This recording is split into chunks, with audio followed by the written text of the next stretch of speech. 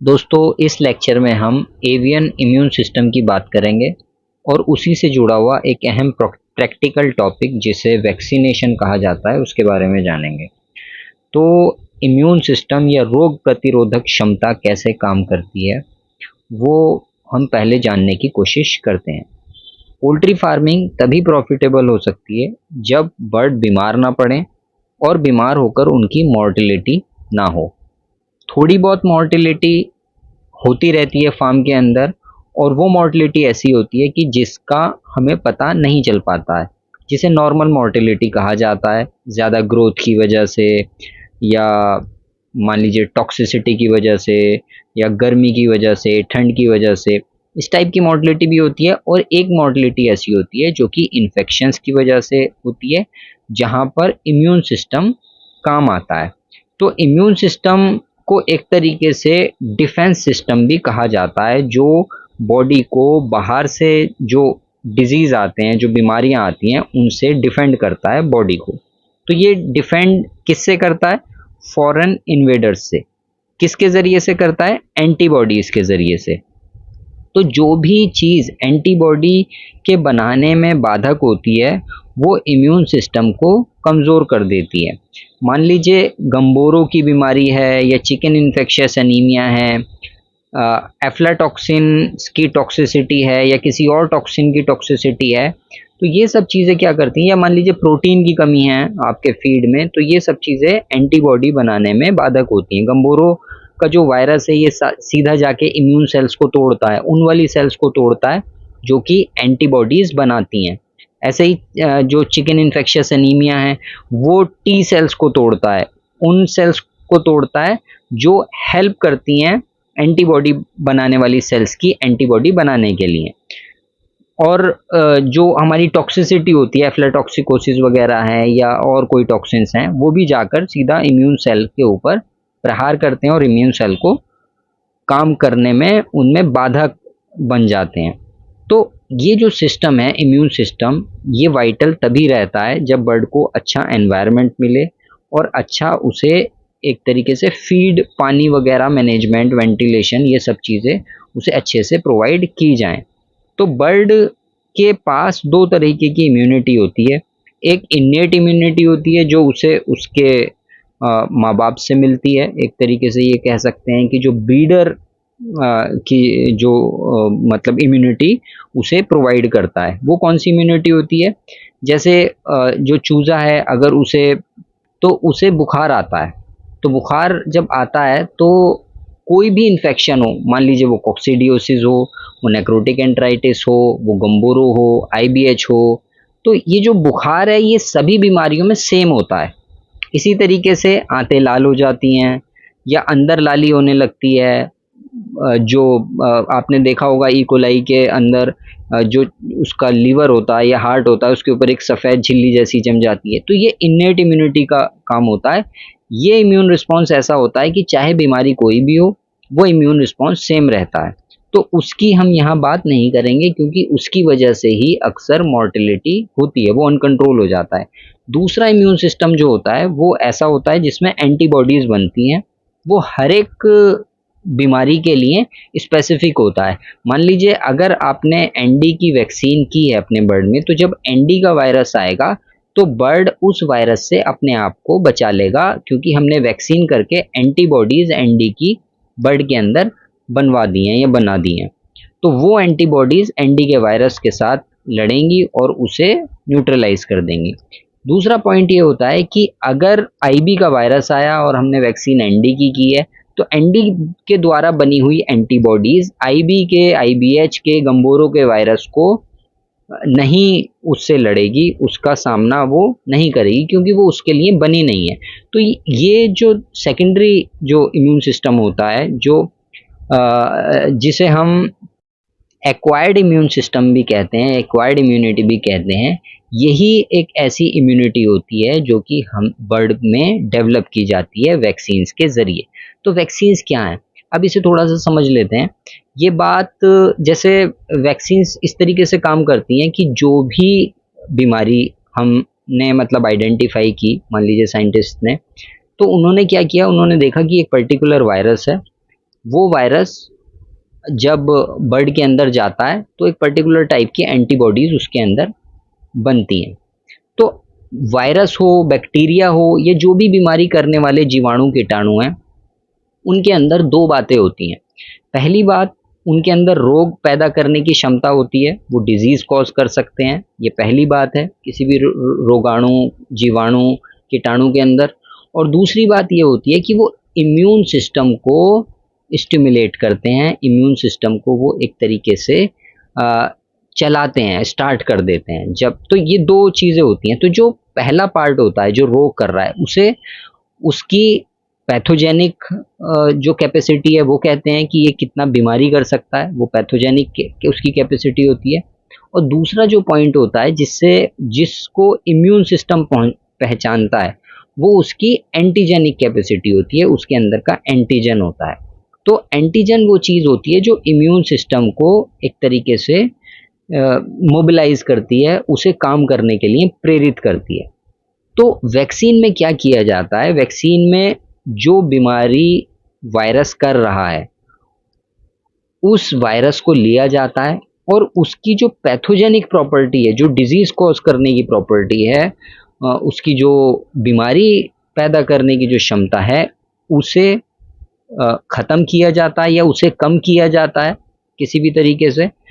और जो उसकी एंटीजेनिक प्रॉपर्टी होती है, जो इम्यून सिस्टम को प्रेरित करके एंटीबॉडीज़ बनवाती है, इम्यून सेल्स को जो प्रोवोक करती है, इम्यून सेल्स को बनाती है, उस एंटीजेनिक कैपेसिटी को वैसा ही रहने दिया जाता है जैसा वो ओरिजिनल वायरस में था। तो इससे क्या होता है कि जब ये बर्ड के अंदर इस वैक्सीन को डाला जाता है या इस जो अधूरा वायरस है एक तरीके से, जिसकी कैपेसिटी को, रोग पैदा करने की कैपेसिटी को कम कर दिया गया है, वो जब बर्ड के अंदर डाला जाता है तो उसमें बर्ड उसके एंटीजन को पहचान लेती है। दोस्तों, ये वीडियो जो आप देख रहे हैं, ये अली वेटरनरी विजडम द्वारा पोल्ट्री फार्मिंग की जानकारी के लिए बनाए गए पोल्ट्री फार्मिंग ट्रेनिंग कोर्स का पार्ट है। ये कोर्स हमारी mobile application Ali veterinary wisdom training app पर उपलब्ध है। इसके 3 भाग हैं: desi poultry farming course, broiler farming course और लेयर फार्मिंग कोर्स। इनमें से आप जिस फील्ड में भी काम कर रहे हैं, उस कोर्स में ज्वाइन कर सकते हैं। इन सभी ट्रेनिंग कोर्स में हमने विस्तार से उन सभी पहलुओं को बताने की कोशिश की है जो एक सक्सेसफुल फार्मिंग के लिए आवश्यक है। इनमें वीडियो लेक्चर के साथ साथ आपको रीडिंग मटेरियल भी मिलेगा। ऐप के चैट बॉक्स में आप अपने डाउट भी क्लियर कर सकते हैं। इस कोर्स की वैलिडिटी लाइफ टाइम है। आज ही ज्वाइन कीजिए और लाभ उठाइए। ऐप डाउनलोड करके आप कोर्स डेमो देख सकते हैं। जब वैक्सीन के ज़रिए उस वायरस को डाला गया, बर्ड ने उसके एंटीजन को पहचान लिया। उसको पहचान कर बर्ड के इम्यून सिस्टम ने कुछ प्रोटीन के मॉलिक्यूल्स बनाए, प्रोटीन्स बनाए, जिन्हें एंटीबॉडी कहा जाता है। वो एंटीबॉडी उस एंटीजन से जाके चिपक जाती हैं और जब चिपकती हैं तो उसे न्यूट्रलाइज कर देती हैं, मार देती हैं। मतलब जैसी एंटीबॉडी जाकर चिपकेगी तो बॉडी की और सेल्स को ये सिग्नल मिल जाएगा कि यहाँ पर एंटीबॉडी यहाँ पर चिपकी हुई है, आकर इस चीज़ को खा लिया जाए या इसे ख़त्म कर दिया जाए। तो वायरस इस तरीके से एंटीबॉडीज़ के ज़रिए से न्यूट्रलाइज हो जाता है, ख़त्म हो जाता है। अब जब हमने वैक्सीन लगाई, उसके अंदर एंटीबॉडीज़ बन गई। अब मान लीजिए अगर ओरिजिनल वायरस जिसमें रोग पैदा करने की क्षमता है, वो आता है बाहर से कहीं और बर्ड को पर अटैक करता है, तो जो वो हमारी एंटीबॉडीज़ पहले से बनी हुई हैं, जिन एंटीबॉडीज़ को वैक्सीन ने बनाया था, वो तुरंत जाएंगी वो एंटीबॉडीज़ और उसके एंटीजेनिक पार्ट से उस ओरिजिनल वायरस के, जिसमें रोग पैदा करने की क्षमता है, उससे जाके चिपकेंगी, उसे न्यूट्रलाइज करके ख़त्म कर देंगी। तो ये वैक्सीन का एक मोटा मोटा काम करने का तरीका होता है। तो ये वैक्सीन जब हम करते हैं बर्ड के अंदर, तो उस वैक्सीन का रिस्पॉन्स आता है। आपने देखा होगा कि कभी कभी जब वैक्सीन किया जाता है, अगर लेयर बर्ड में हम कर रहे हैं तो उसका एग प्रोडक्शन थोड़ा सा डाउन हो जाता है, ब्रॉयलर में कर रहे हैं तो उसमें मान लीजिए छींके आने लगेंगी, या अक्सर गंबोरों की वैक्सीन के बाद ऐसा होता है। या फिर एनडीआईबी की वैक्सीन की, बच्चा स्ट्रेस में है, बर्ड स्ट्रेस में है, तो उसमें छींके आने लगेंगी, मुंह थोड़ा हो सकता है सूज जाए, बुखार आ जाए, बर्ड थोड़ा फीड खाना कम कर दे। तो मतलब वैक्सीन अंदर जाके थोड़ा सा वो काम कर रही है। मतलब जो रोग पैदा करने की क्षमता है उसे बिल्कुल ज़ीरो नहीं किया जा सकता, 5-10% रहती है, जिसकी वजह से बर्ड की एक्टिविटी कम हो जाती है। हम भी अगर अपने बच्चों को जब वैक्सीन लगवा के लाते हैं, अगर आपने देखा होगा अक्सर, तो बच्चों को कभी-कभी बुखार भी आता है तो डॉक्टर कहता है कि थोड़ा अगर बुखार आए तो घबराइए मत, वो वैक्सीन अपना काम कर रही है। तो यही तरीका बर्ड में, पोल्ट्री में वैक्सीन का होता है। वही चीज़ जो कि बीमारी पैदा करती है, उसकी रोग पैदा करने की क्षमता को, बीमारी पैदा करने की क्षमता को ख़त्म किया जाता है उस वायरस के अंदर से, उस बैक्टीरिया के अंदर से। दोस्तों दोस्तों अली वेटनरी विजडम द्वारा फॉर्मुलेट किए गए प्रीमिक्स से उच्चतम क्वालिटी का प्रीमियम पोल्ट्री फीड आप अपने ही फार्म पर ही बना सकते हैं।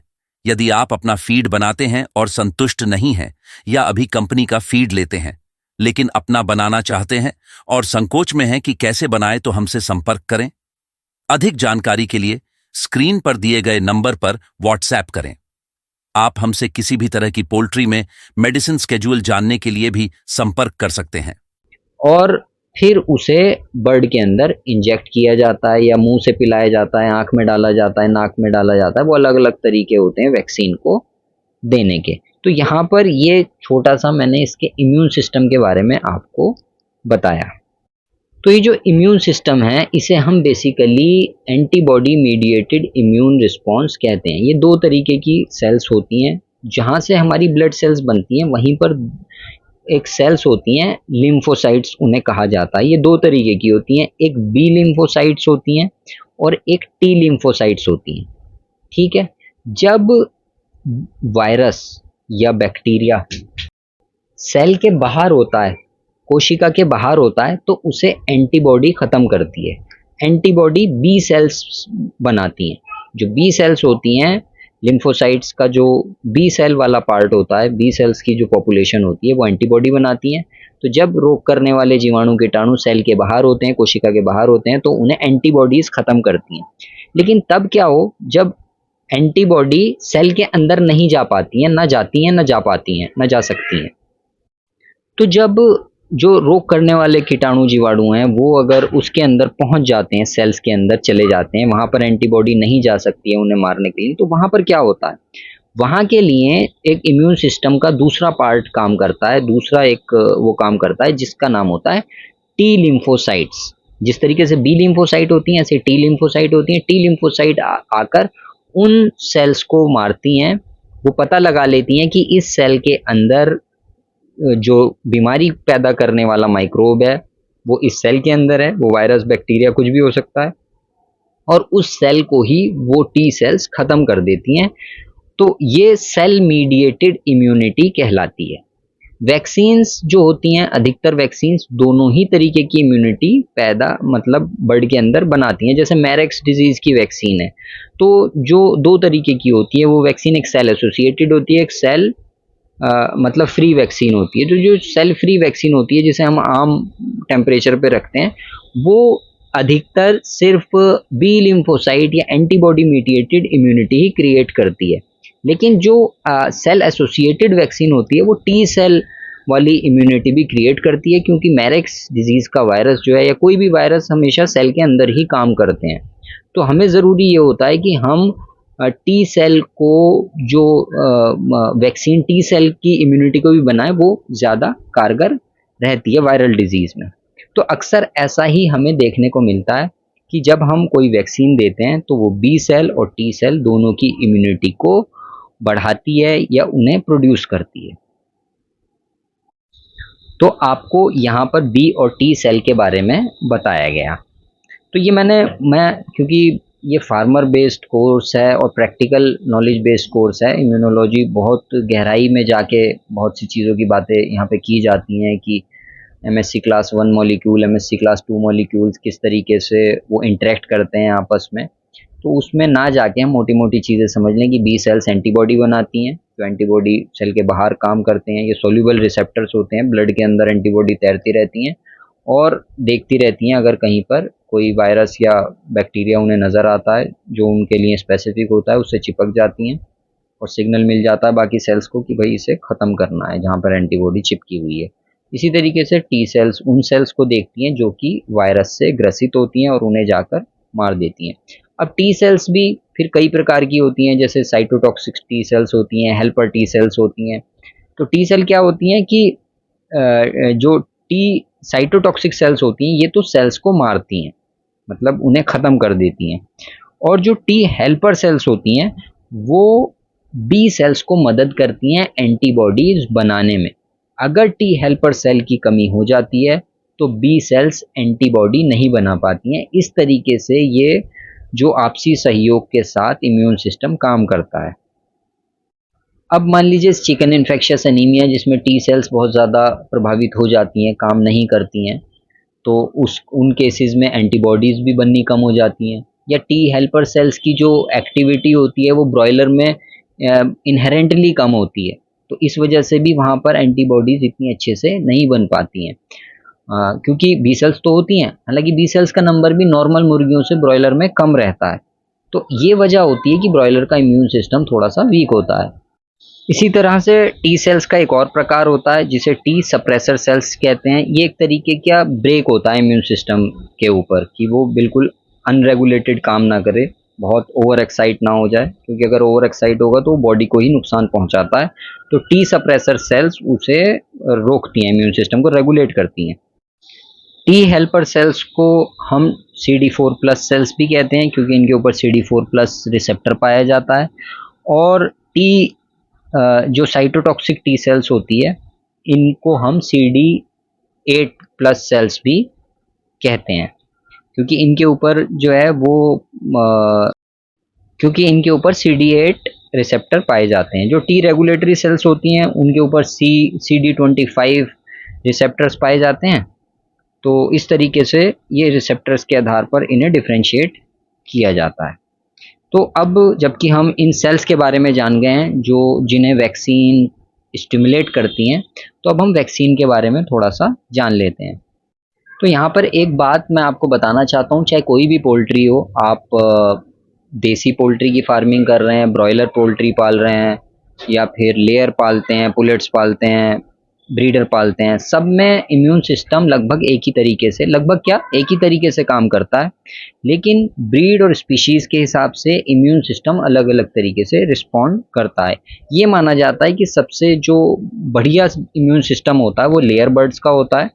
इन्हीं सेल्स की पॉपुलेशन के इनके जो रिस्पॉन्स होता है उसी के आधार पे मैं ये बातें बता रहा हूँ आपको। काफ़ी टेक्निकल चीज़ें हैं, उन्हें डिस्कस नहीं कर रहा हूँ यहाँ पर, लेकिन ये आप मोटी मोटी बात मान के चलिए। सबसे strong immune system layer birds का होता है, उसके बाद ब्रीडर्स का, और फिर ब्रॉयलर्स का नंबर आता है। जो देसी बर्ड्स होती हैं जाहिर सी बात है उनका इम्यून सिस्टम भी अच्छा होता है, लेकिन ये मानकर कि उनका इम्यून सिस्टम बहुत अच्छा होता है तो हम ये नहीं सोच के चल सकते हैं कि उसमें बीमारी नहीं आएगी। उनमें बराबर की बीमारियां आती हैं, बराबर की बीमारियां आके बराबर का या उससे ज़्यादा नुकसान भी होता है, क्योंकि हम पहले से ये सोच के चल रहे होते हैं कि इनमें बीमारी नहीं आएगी या इनमें बीमारी कम आएगी। तो जहाँ तक मेरा एक्सपीरियंस है, अच्छी खासी बम्पर जब बीमारी आती है तो खूब बम्पर नुकसान वो करके जाती है अगर हम सही से उसका मैनेजमेंट नहीं करते हैं। तो हमें निवारण करना है, एक तो समस्या आने नहीं देनी है।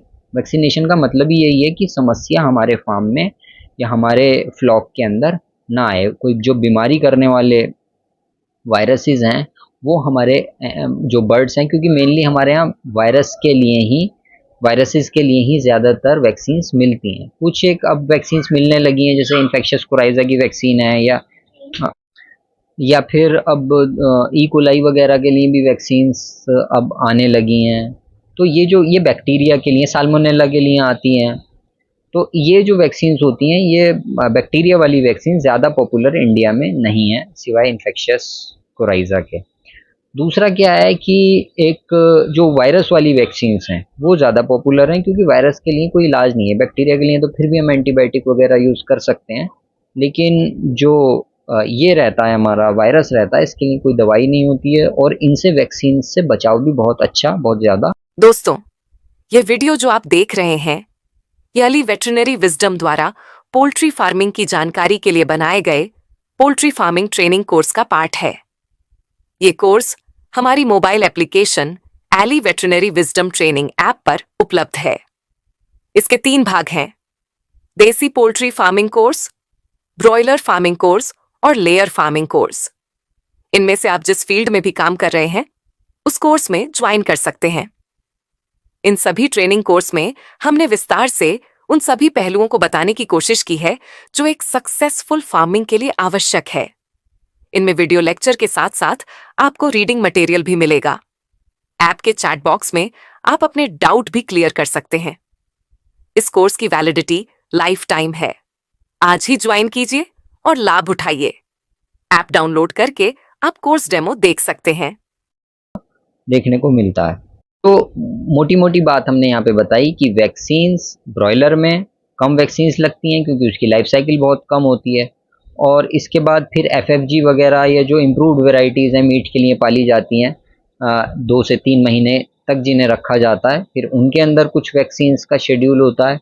और फिर हमारा जो लेयर बर्ड है या ब्रीडर बर्ड्स हैं उनके लिए एक वैक्सीन का शेड्यूल हमें दिया जाता है या लगाया जाता है। इसमें एक जो गम्बोरो की वैक्सीन है वो मेरे नज़दीक जितना मैंने पढ़ा है, फील्ड की नॉलेज है और रिसर्चेज वगैरह पढ़ के, किताबें वगैरह पढ़ के, वो मैं आपको एक अलग से वीडियो में डिस्कस करूँगा। हालांकि एक वीडियो मैंने ऑलरेडी बनाई हुई है उसके ऊपर, लेकिन उसके बारे में मैं आपको अलग से बताऊँगा। इस वाले ये जो लेक्चर चल रहा है इसमें मैं गम्बोरो को कंसिडर करके चलूँगा क्योंकि ये बहुत ही प्रिवलेंट यूज़ है इसका। जब मैं कहता हूँ कि इसे मत लगाइए तो लोग कंफ्यूज हो जाते हैं। तो यहाँ पर मैं आपको वही वैक्सीनेशन शेड्यूल बताऊंगा जो बुक्स में है।